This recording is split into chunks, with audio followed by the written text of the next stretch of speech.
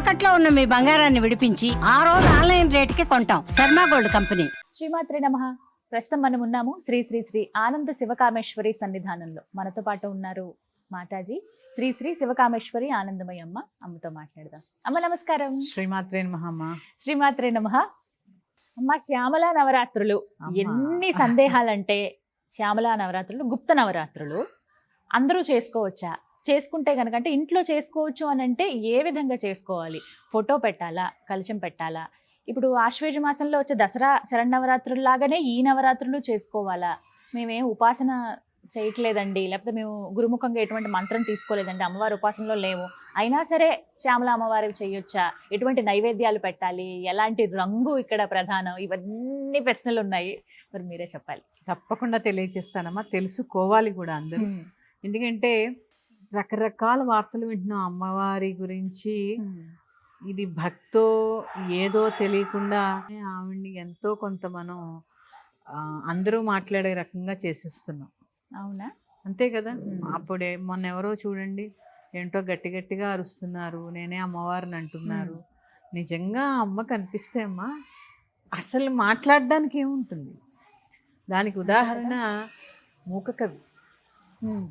అమ్మ యొక్క తాంబూలం యొక్క ఎంగిలి తిని కొన్నాళ్లుగా తపస్సు చేస్తున్నటువంటి ఆయనకి కంచిలో అమ్మ ప్రత్యక్షమై తాంబూలం ఇస్తే తిని 500 శ్లోకాలు ఆవిడ మీద రాశారు ఆయన. రాసి, నాయన నీకేం కావాలి, నీకు వాక్కు రాగానే నా గురించి ఇంత మంచి శ్లోకాలు చెప్పావు కదా, ఇన్ని శతకాలు చెప్పావు, 500 శ్లోకాలు 5 శతకాలు చెప్పావు కదా, నీకేం కావాలి అంటే, నా యొక్క నోరు నిన్ను పొగిడిన నోటితో నేను ఇంకేది నాకొద్దు, నా వాక్కునే తిరిగి తీసేసుకోమని చెప్పాడు ఆయన. మాటరాని మూగ కవికి అమ్మ యొక్క తాంబూల చరవణం యొక్క ఎంగిలి తిని వాక్కు వచ్చింది. అంటే నిజంగా మేము అందరం అమ్మని చూసామని చెప్తూ ఉంటారు. నిజంగా అమ్మని చూస్తే మాట్లాడడానికి వేరే శబ్దం రాదు, అమ్మ అన్న పదం తప్ప. నిజంగా చూసిన వారెవరూ చూసామని చెప్పలేరు. ఎందుకంటే ఎంతమంది ఉన్నారమ్మా ఇప్పుడు. నిజంగా ఉదాహరణకు చెప్పాలి అంటే, చాగంటి వారు కానీ, గరికపాటి వారు కానీ, ఈ కలియుగ ఋషి నిజంగా చెప్పాలంటే సామవేదం వారు కానీ, వారి ఉపాసన ఎప్పుడైనా బయటికి చెప్పారా? అసలు మాకు ఇలా అమ్మవారు కనిపించింది అని చెప్పారా? ఈ రోజు ఎక్కడ చెప్తారు? ఏం చెప్తారు? నీలోనే అమ్మ ఉంది, కనుక్కోమని చెప్తారు తప్ప నాకు అమ్మ కడిపడింది, నేను ఇలా అరుస్తున్నాను. నిజంగా అరుస్తుందమ్మా అమ్మ? అమ్మ అరవదు. అమ్మ అరిస్తే అమ్మ కాదు, అమ్మది ప్రేమ తత్వం. జగజ్జనని గురించి ఎంతో కొంత ఆవిడ గురించి అందరూ మాట్లాడేలాగా ఆ భక్తిని మనం ఎటువైపుకు తీసుకెళ్తున్నామో ఒకసారి అందరూ ఆలోచించుకోవాలి. పూనకాలు పేరు చెప్పి రకరకాల పూనకాలు. అసలు ఇదంతా ఎందుకు చెప్తున్నాను అంటే, శ్యామల గురించి అడిగారు మీరు. అసలు ఈ శ్యామల ఎవరో తెలిస్తే చేసుకోవచ్చా చేసుకోకూడదా అనేది నిజం తెలుసు. శ్యామల అంటే ఎవరు? అసలు శ్యామల అంటే ఎవరో తెలుసుకునే ప్రయత్నం చేద్దాం. సుమన్ టీవీ వీక్షిస్తున్న ప్రేక్షకులందరికీ శ్రీమాత్రే నమః. శ్యామల భజే శ్రీచక్ర మధ్యస్థాం దక్షిణోత్తరయో సదా శ్యామావార్తాళి సంసేవ్యాం భవానీం లలితాంబికాం. శ్రీచక్రం మధ్యలో ఉండేటటువంటి భజే శ్రీచక్ర మధ్యస్థాం దక్షిణ ఉత్తరయో సదా. దక్షిణము అంటే కుడివైపు, ఉత్తరము అంటే ఎడం వైపు. ఎవరున్నారు? దక్షిణం వైపు శ్యామల ఉంది, ఎడమ వైపు వారాహి ఉంది. శ్యామావార్తాళి సంసేవ్యాం, వీరు నిన్ను పూజిస్తూ ఉన్నటువంటి అలాంటి లలితాంబిక నీకు నమస్కారము. అసలు వీళ్ళెవరు? ఇప్పుడు అందరం చెప్తున్నాం లలిత ఎవరు, వారాహి ఎవరు, లేకపోతే శ్యామల ఎవరు. అసలు ఎవరో తెలిస్తే మనకి ఆలోచన ఎంతో కొంత వస్తుంది. అసలు లలితా పరమేశ్వరి ఎవరు? భగవంతుడికి ఈ సృష్టినంతటినీ కూడా సృష్టించాలనేటువంటి కోరిక కలిగింది. ఆ కోరిక నుంచి వచ్చినదే లలిత. ఆవిడ ఎవరు? కోరిక అంటే ఏంటి? ఇచ్ఛాశక్తిగా బయటికి వచ్చింది పరమేశ్వరుడి యొక్క. ఇప్పుడు తను ఒక చోట కూర్చున్నాడమ్మా, ఈ సృష్టినంతా సృష్టింప చేయాలి అనుకున్నప్పుడు వచ్చేటటువంటి ఇచ్ఛ పేరే ఇచ్చ, ఆ చైతన్యం పేరే లలిత. లలితా త్రిపుర సుందరి ఆ పరమేశ్వరుడి నుంచి వ్యక్తమైనది. ఈ పరమేశ్వరు నుంచి ఇంకేం వ్యక్తమయ్యాయి? ఈవిడ ఇచ్ఛాశక్తి. మరి ఇచ్చ ఒకటే ఉంటుందా? ఇచ్చతో అన్ని తీరిపోతాయా? మళ్ళీ ఈవిడ నుంచి ఇంకో 2 ఉద్భవించాయి. ఏంటవి అంటే జ్ఞానశక్తి, క్రియాశక్తి. ఈ ఇచ్చతో కూడినటువంటి, జ్ఞానముతో కూడినటువంటి ఇచ్చ, క్రియతో కూడినటువంటి ఇచ్చ. చూడండి, జ్ఞానముతో కూడినటువంటి ఇచ్చ, మళ్ళీ ఇచ్చతోటి జ్ఞానముతోటి కూడినటువంటి క్రియ. అంటే ముగ్గురు. అమ్మల గన్నయమ్మ, ముగురమ్మల మూల పుటమ్మ, చాలా పెద్దమ్మ, సురారులమ్మ, కడుపారడి బుచ్చడి అమ్మ, దన్నులో వేల్పుటమ్మల మనంబుల నుండెడి అమ్మ, దుర్గ మాయమ్మ, కృపాబ్ధి ఇచ్చుత, కవిత్వ, మహత్వ, పటుత్వ సంపదల్. చూడండి, బీజాక్షరాల్ని ఎంత మర్మంగా దాచారు. మరి వాళ్ళు చెప్పాలిగా, ఇవి బీజాక్షరాలు. కవిత్వ, మహత్వ, పటుత్వం అంటే బీజాక్షరాలు. సామాన్యుడు ఉచ్చరించలేనటువంటి బీజాక్షరాల్ని చాలా చాలా చాలా సరళమైనటువంటి ఒక శ్లోకంలో ఇమడింపచేశారు. అంటే వాళ్ళకి తెలియకనా మనకందరికీ చెప్పాలి బీజాక్షరాలని?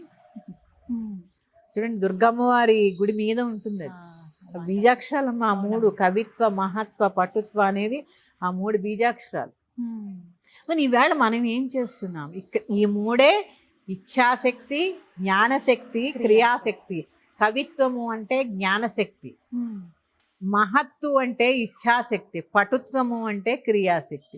మరి ఈ 3 ఎవరు? ఇప్పుడే చెప్పాగా నేను. శ్యామావార్తాళి సంసేవ్యాం భవానీం లలితాంబికాం. శ్యామా చేత, రాజశ్యామల చేత, వారాహి చేత పూజింపబడినటువంటి తల్లి.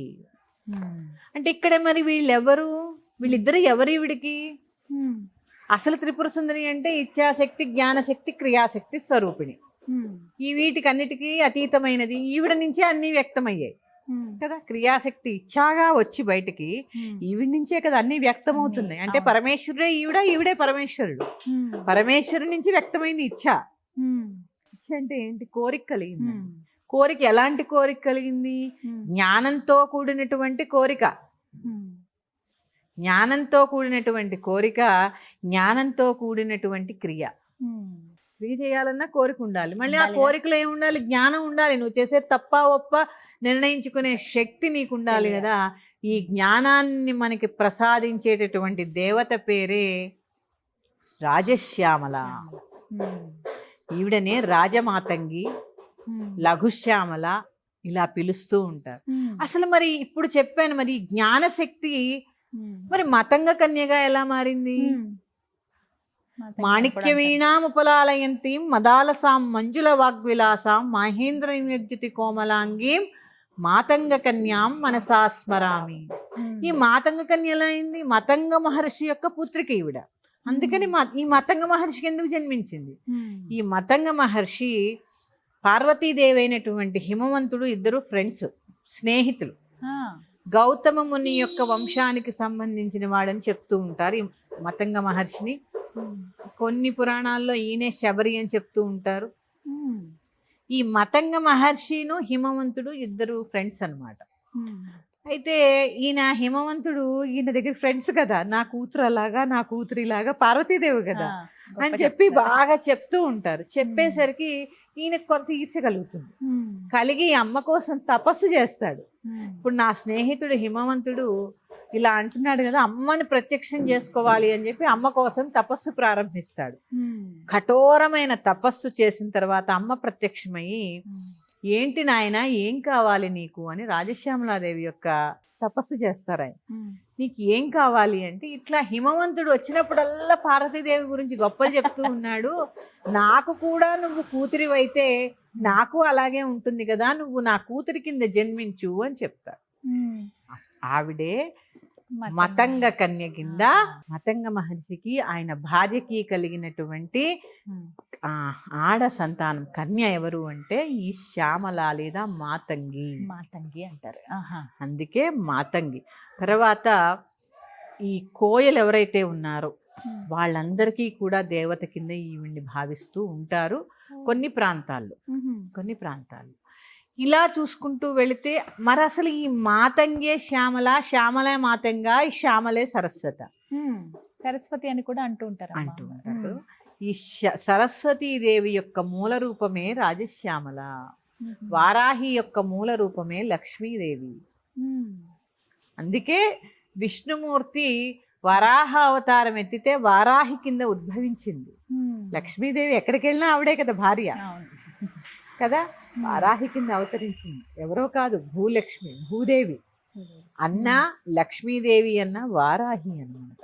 అంటే ఇక్కడ చూడండి మన ఆలోచన విధానం ఎలా ఉంది. ఇక్కడ ప్రత్యేకంగా మనకి ఏం కావాలి, అసలు మనకి శ్యామల నవరాత్రులు చేసేటటువంటి పద్ధతి మనకు ఉందా, ఇవన్నీ కూడా తెలుసుకునే ప్రయత్నం చేద్దాం. ఇప్పటి వరకు ముందెప్పుడు వినలేదమ్మా ఇలా ఈ నవరాత్రులు. విన్నది కేవలం దసరా శరన్నవరాత్రులు అందరూ జరుపుకుంటాం. అవును, వసంత నవరాత్రులు అనేవి విన్నాం, అది కూడా చేయటం కూడా కాదు, అది విన్నాం అంతవరకే. అవును, కానీ ఈ గుప్త నవరాత్రులు ఏవైతే ఉన్నాయో, అటు వారాహి నవరాత్రులు కావచ్చు, ఇప్పుడు వచ్చినటువంటి శ్యామల నవరాత్రులు కావచ్చు, అందరూ చేసుకోవచ్చు. వసంత నవరాత్రులను ప్రత్యేకంగా చైత్ర మాసంలో వస్తాయి. శ్రీరామనవమి ముందు నుంచి ఆ 9 రోజులు వసంత ఉగాది నుంచి. ఇది ప్రత్యేకంగా వీటిని గుప్త నవరాత్రులు అంటారు.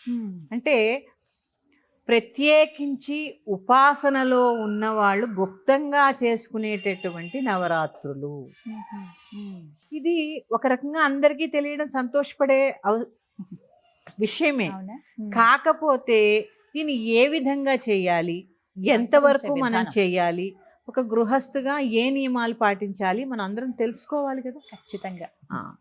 ఈ శ్యామలాదేవి అనాహత చక్రానికి అధిపతి. మనలో షట్చక్రాలు ఉన్నాయి కదా, మూలాధారము, స్వాధిష్టానము, మణిపూరము, అనాహతము, విశుద్ధి, ఆజ్ఞ అని 6 చక్రాలు దాటితేనే 7వ చక్రం దగ్గరికి వెళ్తాం. 6 చక్రాల్లో ఈ యొక్క 4వ చక్రమే అనాహత చక్రం, హృదయస్థానం. మరి శ్యామల అంటే హృదయంలోనే ఎందుకుంది చూడండి. ఆవిడ పేరే ఏంటి? శ్యామల. శ్యామము, శ్యామల. సృష్టి అంతా పచ్చదనంతో నిండిపోయి ఉంటుంది, దాన్ని ఏమంటాము? సస్యశ్యామలము. అంటే అందరినీ కూడా సుభిక్షంగా ఉంచేటటువంటి దేవత శ్యామలాదేవి. శ్రీకృష్ణుడు కూడా వీళ్ళిద్దరూ ఒకటే. శ్రీరామో లలితారూపో శ్రీకృష్ణ శ్యామలా స్వయం. ఆ శ్రీరాముడు లలితాదేవి కాబట్టే అంత అందంగా ఉంటాడు.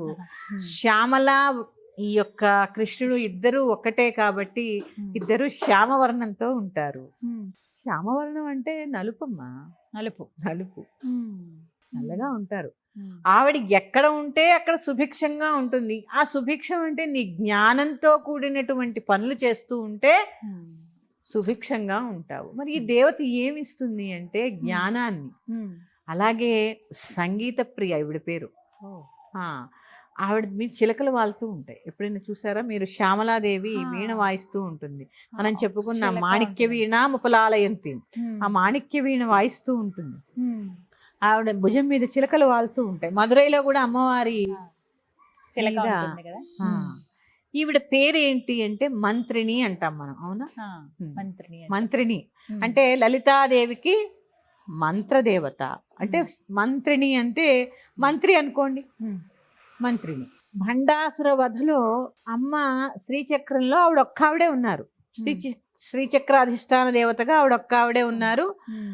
ఆవిడ భండాసురుణ్ణి సంహరించడానికని చెప్పి వస్తే, ఎప్పుడు వాడు భండాసురుడు అనేవాడు ఇంతమంది ఉన్నారు వాడి దగ్గర, వాడి కొడుకులు, వాడి అన్నదమ్ములు, ఇట్లా అభిషంగుడు, విశుక్రుడు అని చెప్పి కొన్ని వేల లక్షల్లో ఉన్నారు. అంటే ఇక్కడ నేను ఒకసారి సామవేదం వారు చెప్తే విన్నాను, విద్య ఒక్కతిగా వస్తే అవిద్య ఎన్ని రకాలుగా ఉందో. ఇప్పుడు ఆవిడ్ని సంహరించాలంటే విద్యా స్వరూపిణి కదా, అవిద్యను సంహరించాలంటే విద్య ఎక్కువ అవ్వాలి, అప్పుడు జ్ఞాన సముపార్జన కావాలి. అందుకని ఆవిడ నుంచి ఈ 2 ఉద్భవించారనమాట, శ్యామల వారాహి. ఈ శ్యామలకి మంత్ర పదవి ఇచ్చింది. మరి క్రియ మంత్రి పదవి ఇచ్చింది. దండనాయిక ఎవరంటే వారాహిదేవి, మంత్రి. మరి ఈవిడ ఇలా చేయాలి ఇలా చేయాలని ప్లాన్స్ చెప్తూ ఉంటారు, దాన్ని ఎగ్జిక్యూట్ చేయడానికి వారాహి. శ్రీచక్రంలో గేయ చక్రధారుడా మంత్రిని పరిసేవిత అని చదువుకుంటూ ఉంటాం. అంటే అమ్మవారికి దగ్గరగా ఉండేటటువంటి శ్రీచక్రంలో ఉండేటటువంటి గేయ చక్రంలో అమ్మవారు ఉంటుంది. ఆవిడ పేరే ఏంటి? మంత్రిణి. ఆవిడకి 16 నామాలు ఉంటాయి. అందులో మంత్రనాయిక అని పేరు. ఇక్కడ మంత్రిని అర్థం చేసుకోండి. మంత్రములకి నాయక ఎవరంటే సరస్వతి. నీకు అక్షరం పలకాలంటే ఏంటి కావాలి? విద్య కావాలంటే ఎవరు కావాలి? సరస్వతి కటాక్షం కావాలి. ఇది ఉపాసకుల్లో ఉండి, ఇప్పుడు దశమహావిద్యలు ఉన్నాయమ్మా. దశమహావిద్యల్లో ఉన్నప్పుడు శ్రీ విద్య కూడా దశమహావిద్యల్లోది. శ్రీ విద్య శంకర భగవత్పాదులచే ఆమోదించబడినది. అందరూ చేస్తారు. అంటే ఇక్కడ కనపడదు కానీ నార్త్లో ఎక్కువగా ఉంటుంది దశమహావిద్యలు. కాళీ విద్య, తారా విద్య, ధూమావతి విద్య, భువనేశ్వరి విద్య, కమలాత్మిక విద్య, ఇలా అన్ని విద్యలు నార్త్లో ఎక్కువ ఉంటాయి. ఇక్కడ మనకి ఎక్కువ శ్రీ విద్య ఉంటుంది. ఈ దశమహావిద్యల్లో ఉండేటటువంటి షోడశి త్రిపుర సుందరి అంటే ఈ శ్రీ విద్యే. షోడశి అంటే అమ్మవారి యొక్క షోడశాక్షరి మంత్రం, షోడశి దేవత. అలాగే త్రిపుర సుందరి ఇద్దరు ఒకటే. అంటే ఇక్కడ ఏంటి అంటే ఈ దశమహావిద్యల్లో ఏది నువ్వు అనుసరిస్తున్నా మిగిలిన 9 చేసినట్టే. ఒక విద్య కనుక నువ్వు పరిపూర్ణంగా చేస్తే మిగిలినవన్నీ వచ్చినట్టే. మాతంగ విద్య కూడా దశమహావిద్యల్లో విద్య. ఇప్పుడే చెప్పాను కదా, మాతంగ కన్యా మనసా స్మరామి. ఈ మాతంగ కన్యల్లో రాజమాతంగి, ఉచ్చిష్ట చాండాలి మాతంగి, ఇలాగే లఘుశ్యామల, ఇట్లా రకరకాలుగా పిలుస్తూ ఉంటారు ఆవిడ్ని. గృహస్థులు ఏవి చేసుకోవచ్చో చెప్పండి అమ్మ. సరస్వతీదేవి యొక్క ఫోటో పెట్టుకోండి చక్కగా సరస్వతీదేవి ఆరాధన చేయండి. ఎందుకంటే ఉపాసనలో ఉన్నామమ్మా, మేము ఉన్నాం. మాకు గుప్త నవరాత్రులు ఖచ్చితంగా మేము చెయ్యాలి. మాకు మూల మంత్రాలు ఉంటాయి. ఎలా అయితే మీరు ఆశ్వీజ మాసంలో వచ్చేటటువంటి శారదా నవరాత్రులు మీరు చేసుకుంటారో, మేము వారాహి నవరాత్రి కానీ ఈ యొక్క శ్యామలా నవరాత్రి కానీ ఖచ్చితంగా చేసుకుంటాం. మీకు గురువు ఉండి ఉపదేశ మంత్రం ఉంటే మాత్రం ఖచ్చితంగా 9 నవరాత్రులు యథాప్రకారంగా మూలమంత్రంతో, హోమంతో, తర్పణంతో చేసుకోండి. లేని పక్షంలో మీకు ఏదైనా చేసుకోవాలనుంటే గురువుని సంప్రదించి ఏదైనా చిన్న మంత్రం తీసుకొని అప్పుడు చేయండి తప్ప యూట్యూబ్లోను టీవీల్లోనూ చెప్పినటువంటి మంత్రాలతో పూజ కూడదు. దానికన్నా నేను చిన్న శ్లోకం చెప్తాను, అది చేసుకోండి హాయిగా. ఇందాక కూడా చెప్పాను. ఈ శ్లోకం ఎక్కడిది అంటే ఈ శ్యామలాదేవి కాళిదాసుని అనుగ్రహించింది. తెలుసు కదా, కాళిదాసు కదా, అందరికీ తెలిసే ఉంటుంది. కాళిదాసు ఎక్కడ? ఉజ్జయిన్లో కాళికాదేవి దగ్గర ఆయన దాసుడు అయ్యాడు కాబట్టి ఆయన పేరు కాళిదాసు.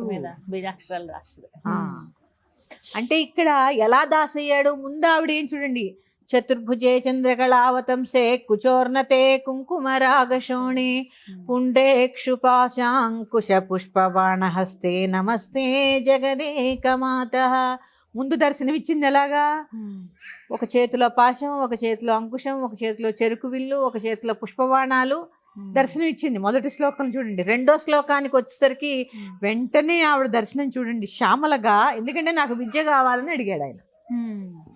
నాకు విద్య కావాలి, నా భార్య నాకు విద్య లేదని చెప్పింది, నాకు విద్య కావాలని ఏడుస్తున్నాడు.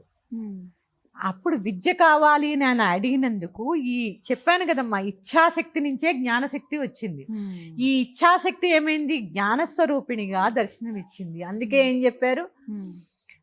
మాణిక్య వీణాముపలాలయంతి మదాలసాం మంజుల వాగ్విలాసాం మాహేంద్ర నీలద్యుతి కోమలాంగి మాతంగ కన్యాం మనసా స్మరామి. చూడండి, ఆ మాతంగ కన్యగా దర్శనం ఇచ్చిన ఆవిడే శ్యామల, రాజమాతంగి, రాజశ్యామల. ఈ శ్యామలాదేవి ఫోటో పెట్టుకున్నా ఏం తప్పు లేదు. కానీ ఉపాసనలో ఉన్న వాళ్ళు చేసేటటువంటివి కొన్ని ఉంటాయి, ఉపాసన లేనటువంటి వాళ్ళు చేసేటటువంటి కొన్ని ఉంటాయి. ఇప్పుడు ఉపాసన ఉంది, ఒక గృహస్థకు ఉపాసన ఉంది అంటే చక్కగా అన్నీ చేసుకోవచ్చమ్మా. ఉపాసన లేదు అన్నప్పుడు హాయిగా మీకు తెలియని రూపాన్ని ఎందుకు, తెలిసిన రూపమైనటువంటి సరస్వతీదేవి కింద అమ్మని ఆరాధించండి. ఆవిడే ఈవిడ, ఈవిడే ఆవిడ. ఎందుకంటే జ్ఞానాన్ని ప్రసాదించేటటువంటి దేవత ఆవిడ కూడా వీణ పట్టుకునే ఉంటుంది. మాణిక్య వీణ ఉపలాలయంతి. ఇక్కడ మంచి వాక్. ఇక్కడ చిలక పలుకులు అని చెప్పాను నేను ఇందాక. చిలక భుజం మీద వాలి ఉంటుంది అంటే దాని అర్థం ఏంటి? చిలక ఆ పలుకులు ఏవైతే ఉంటాయో చాలా నేర్పరితనంతో నేర్చుకుంటుంది. అవును. అలాగే అమ్మ యొక్క విద్యని, అమ్మ యొక్క అనుగ్రహం ఉంటేనే పలుకు వస్తుంది. ఆ విద్యకి స్వరూపము చిలక అన్నమాట. రామచిలకలు దేనికంటే సంకేతము విద్యకి. అమ్మవారి యొక్క విద్యకి సంకేతం ఈ రామచిలుకలు. అలాగే చెప్పాను కదమ్మా, ఈ శ్రీకృష్ణుడికి ఈ శ్యామలాదేవికి ఉన్న ఒకే ఒక తత్వం ప్రేమతత్వం. ప్రేమతో నిండి జ్ఞానంతో కూడినటువంటి ప్రేమ చాలా అవసరమని చెప్తూ ఉంటారు. ఎందుకంటే ఎప్పుడూ సుభిక్షంగా ఉండాలి. మరి ఈవిడ ఏం ప్రసాదిస్తుంది? చాలా ఇస్తుందమ్మా. జ్ఞానాన్ని ఇస్తుంది, ఉద్యోగం లేని వాళ్ళకి ఉద్యోగాలను ఇస్తుంది, సంపద లేని వాళ్ళకి సంపదనిస్తుంది, ప్రమోషన్ కావాలంటే ఇస్తుంది. అలాగే చాలా మంది ఎన్ని ఇంటర్వ్యూస్కి వెళ్ళినా కానీ విఘ్నాలు వస్తూ ఉంటాయి. ఆ విఘ్నాలన్నింటినీ కూడా తొలగిస్తూ ఉంటుంది. ఇవన్నీ కూడా ఈ రాజశ్యామల ప్రసాదిస్తూ ఉంటుంది. రాజ్యాన్ని కూడా ఇచ్చే దేవత రాజశ్యామల. అంటే మంత్రిలో ఉండే క్వాలిటీస్ అన్ని ఎలా ఉంటాయమ్మా? రాజు తర్వాతే కదా. అవును. ఇంచుమించు రాజులో ఉండే క్వాలిటీస్ అన్ని ఈవిళ్ళలో ఉంటాయి. ఈవిడ్ని ఆరాధిస్తే ఇవన్నీ మనకి ఇస్తుంది.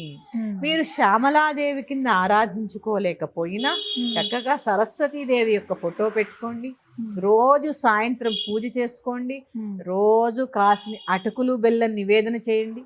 శ్యామలాదేవి ఆరాధన చేస్తున్నారు. ఈ శ్యామలాదేవి ఆరాధన చేసేవారు అమ్మవారికి ప్రతిరోజు మరువంతో కానీ తేనెతో కానీ, సరస్వతీదేవికి ఇష్టమైనది తేనె పలుకులు అంటారు కదా, మాటలు తేనెలా ఉండాలంటే అంటే అంత తీయగా మధురమైన వాక్కు లభిస్తుంది. ఎవరికి? ముఖ్యంగా ఈ టీవీ యాక్టర్స్ కానీ, ముఖ్యంగా యాంకరింగ్ రంగంలో ఉన్న వాళ్ళకి కావాల్సింది ఏంటి? వాక్. అలాగే డిబేట్ రంగంలో ఉన్నవాళ్ళు, న్యాయ వృత్తిలో ఉన్నవాళ్ళు, టీచింగ్ వృత్తిలో ఉన్నవాళ్ళు, వీళ్ళందరికీ ఇలా నాలా ప్రవచనాలు చెప్పేవాడు. అందరికీ వాక్కుని ప్రసాదించేటటువంటి దేవత ఈ శ్యామలాదేవి. ఈ శ్యామలాదేవి ఆరాధన వల్ల మధురమైనటువంటి వాక్కు, అలాగే అమ్మవారి యొక్క అసలైన రూపం అక్షరం. ఈ అక్షర జ్ఞానం అక్షరంలోనే ఉంటుంది. ఈ జ్ఞానాన్ని కూడా మనకు అందించేటటువంటి దేవత. చాలా మంది ఉపాసనలోకి వచ్చి నిలబడలేక వెళ్ళిపోతూ ఉంటారు, కానీ వాళ్ళకు ఉపవాసనలో ఉండాలని ఉంటుంది. అలాంటి వారు కనుక ఈ శ్యామలా నవరాత్రులు చేసుకుంటే విద్య ముందుకు సాగుతుంది, ఆటంకాలు లేకుండా. విద్యా స్వరూపిణి కదా ఆవిడ. అలాగే ఇంకా చెప్పాలంటే అమ్మా చాలా ఇస్తుంది. అసలు ఒక్కసారి మనస్ఫూర్తిగా ఆ దేవిని మనం కనుక ఆరాధించగలిగితే ఆవిడ ఇవ్వనిదంటూ ఏదీ లేదు. మన వాక్కుకి ప్రయారిటీ పెరుగుతుంది. చాలా మంది మా మాట వినట్లేదండి అంటారు. ఈ మాఘ నవరాత్రులు చేసుకొని చూడండి, మీ మాటకి విలువ పెరుగుతుంది. అంత కటాక్షాన్ని ప్రసాదించే తల్లి రాజశ్యామల.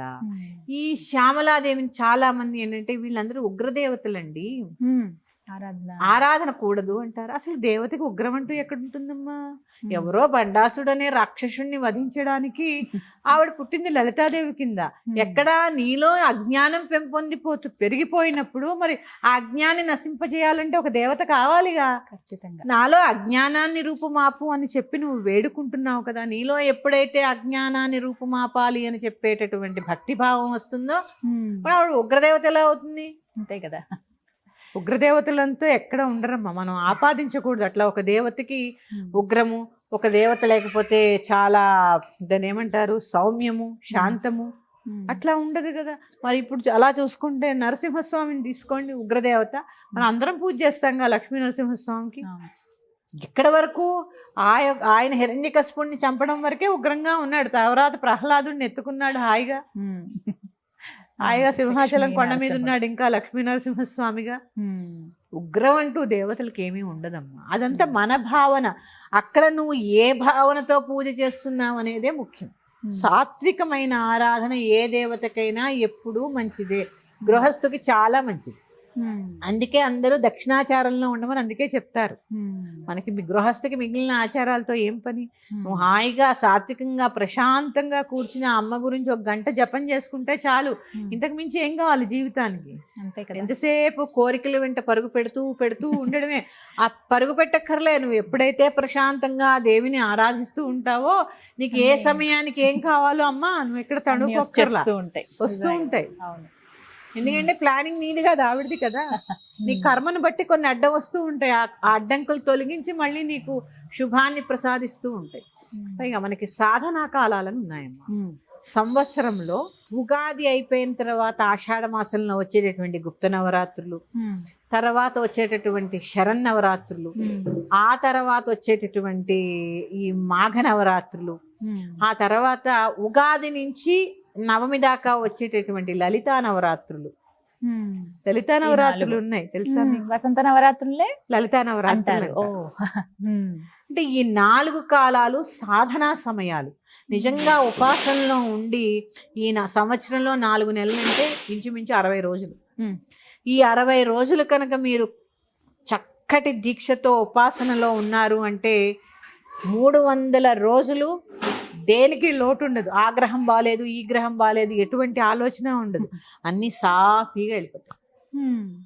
అందరూ చేయవచ్చు. ఉపాసన అనేది అందరూ చేయవచ్చు. అసలు ఉపాసన అంటే ఏంటో తెలియకపోవడం వల్ల వస్తున్నటువంటి చిక్కిదంతా. ఉపవాసము అంటే దగ్గరగా నివసించడము. ఉపాసన ఆసన దగ్గరగా ఆసనం వేసి కూర్చోబెట్టుకోవడం. ఎట్లాంటి ఆసనము? నీ హృదయ పద్మములో కుర్చీ నువ్వు మురికిలో వేస్తే కూర్చుంటావా?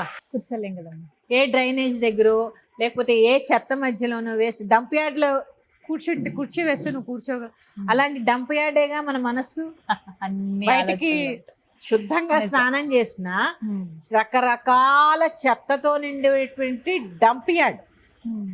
ఈ డంప్ యార్డ్లో ఆవిడ కుర్చీ వేయాలంటే అగ్ని ద్వారా, నీటి ద్వారా, ఆ గాలి ద్వారా, నీటి ద్వారా తర్పణం చేస్తాం, అగ్ని ద్వారా హోమం చేస్తాం. ఇవన్నీ చేసి ఒక్కొక్కటిగా నీలో ఉన్న మణిలాలన్నిటినీ శుద్ధి చేసుకుని ఆవిడని అక్కడ కూర్చోబెట్టడమే ఉపాసన. ఇలాంటి ఉపాసనకి అందరూ అర్హులే. నీ యొక్క పూర్వజన్మ కర్మని బట్టి నువ్వు ఏ దేవతని ఆరాధించాలి అనేది ఉంటుంది. అందుకే సౌందర్యలహరిలో శ్లోకం ఉంటుందమ్మా. చాలా మంది శ్యామల్ని పూజ చేయవచ్చా, పూజ చేయకూడదా అని మీమాంసలో ఉండిపోతున్నారు కదా. అసలు నీకు ఆవిడ పేరెత్తాలంటేనే ముందు అర్హత కావాలిగా. అందుకే సౌందర్యలహరిలో మొదటి శ్లోకంలో ఆఖరి లైన్లో ఏముంటుంది తెలుసా? ప్రణంతుం స్తోతుం వా కథమ కృత పుణ్య ప్రభవతి. ఆవిడ్ని పూజించాలంటే ఆవిడ పేరెత్తాలన్నా నీకు జన్మజన్మల పుణ్యం కావాలి. ఎన్నో జన్మల పుణ్యం ఉంటే తప్ప అమ్మవారి ఉపాసనలోకి రాలేరు. మా ఉపాసనలో ఉన్న వాళ్ళు శ్యామల నవరాత్రులు ఎలా జరుపుకోవాలి? ఉపాసనలో ఉన్న వాళ్ళకి గురుమంత్రం ఉంటుంది. ఆ సంవత్సరం వాళ్ళు మాతంగిగా కొలుస్తారా, శ్యామలగా కొలుస్తారా అనేది వాళ్ళ గురువులు చెప్పిన దాన్ని బట్టి ఫాలో అవ్వచ్చు. ఉపదేశం లేని వాళ్ళు శ్యామల ఫోటో పెట్టుకుంటే రోజు ఆకుపచ్చ చీర కట్టుకోవాలి. అలాగే ద్రాక్ష పళ్ళు కానీ లేదా కివీ ఫ్రూట్స్ ఉంటాయి కదా, అవి కానీ నివేదన చేయొచ్చు. పెరుగన్నం చేయొచ్చు, దానిమ్మ పళ్ళు చేయొచ్చు, ఇవి చేయొచ్చు. అమ్మవారి ప్రత్యేకంగా ఆకుపచ్చ ఇష్టం కాబట్టి తాంబూలం అమ్మవారికి రోజు సమర్పించడం కూడా చాలా మంచిది. అలాగే తమలపాకులు ఉంటాయి కదా, ఒక చిన్న కప్పులో తేనె తీసుకుని ఆ తమలపాకుల్లో ముంచి మొత్తం ఇట్లా కారిపోయేలా కాదు, జస్ట్ ఇలా తేనె అద్ది అమ్మకి అష్టోత్తర శతనామావళి చేసి దాన్ని తాంబూలం కింద స్వీకరిస్తే ఆ ఆకుల్ని చెప్పానుగా తేనె పలుకులు అని చెప్పి చక్కటి వాక్కు లభిస్తుందమ్మా. ఇది ప్రత్యేకించి మీరు కనుక వసంత పంచమి రోజు కుదిరితే తప్పకుండా చేసుకోండి. ఆ రోజు అమ్మవారి యొక్క సరస్వతీదేవి యొక్క ఆవిర్భవించిన రోజు, ఆ రోజు ప్రత్యేకంగా చేసుకోండి. ఇది ఉపాసకులకి. ఈ 9 రోజులు ఈ విధంగానే ఉపాసకులకి ఇంకా తర్పణాలు ఉంటాయి, హోమాది కార్యక్రమాలు ఉంటాయి. ఇంకా నవరాత్రులు, శరన్నవరాత్రులు ఎలా చేసుకున్నారో అలాగే చేసుకుంటారమ్మా. రకరకాల నివేదనలు, ప్రత్యేక 9 రోజులు 9 అలంకారాలు అమ్మవారికి, ఇవన్నీ ఉంటాయి. ఇక ఉపాసన లేని వాళ్ళు శ్యామల కింద కానీ రాజశ్యామల కింద కానీ ఫోటో పెట్టుకుంటే తర్వాత రోజు పెరుగన్నము, సరస్వతి అష్టోత్తరము, తర్వాత పంచమి రోజు వీరు కూడా ఈ యొక్క ఉపాయం చేయవచ్చు. తమలపాకును తేనెలో ముంచి అష్టోత్తర శతనామావళి చేయడం ద్వారా మంచి వాక్కు లభిస్తుంది, మంచి జ్ఞానం లభిస్తుంది. ఈ 9 రోజులు కూడా ఆ ప్రసాదాన్ని మీ ఇంట్లో చదువుకునే పిల్లలకి తప్పకుండా తినిపించండి. తేనె నైవేద్యం పెట్టి అమ్మవారికి ఆ తేనెని చదువుకునే పిల్లలకి కనుక పెడితే మంచి జ్ఞానము, మంచి విద్య లభిస్తాయి. లేదమ్మా, సరస్వతీదేవి ఆవిర్భవించిన రోజు పంచమి. ఆవిడ ఆవిర్భావ సమయానికి గుర్తుగా ఇవన్నీ మనం జ్ఞాన సముపార్జన కోసం చేసేటటువంటివి కదా. ఇది ఉపాసనలో లేని వాళ్ళు చేసేటండి. ఉపాసనలో ఉన్న వాళ్ళకి తెలుస్తుంది, వాళ్ళ గురువులు చెప్తారు. ఎట్టి పరిస్థితుల్లో యూట్యూబుల్లో చూసి మీ అంతట మీరుగా మంత్రాలు ఎప్పుడు చదవకూడదు.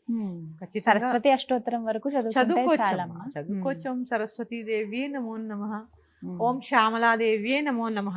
ప్రత్యేకించి అందరూ చదువుకునేది శ్యామలా దండకం. చాలా మహిమాన్వితమైనది, చాలా పెద్దగా ఉంటుంది. అందరూ చదువుకోలేదు కాబట్టి ముందువి నేను చెప్పే ప్రయత్నం చేస్తాను. మాణిక్య వీణాముపలాలయంతి మదాలసాం మంజుల వాగ్విలాసాం మాహేంద్ర నీలద్యుతి కోమలాంగీ మాతంగ కన్యాం మనసా స్మరామి. చతుర్భుజే చంద్రకళావతంసే కుచోన్నతే కుంకుమరాగశోణే పుండ్రేక్షుపాశాంకుశపుష్పబాణహస్తే నమస్తే జగదేకమాతః. జయ మాతంగతనయే జయ నీలోత్పలచ్యుతే జయ సంగీతరసికే జయ లీలాసుకప్రియే. మాతామరకతశ్యామా మాతంగీ మధుశాలిని కుర్యాత్కటాక్షం కళ్యాణి కదంబవనవాసిని కదంబవనవాసిని.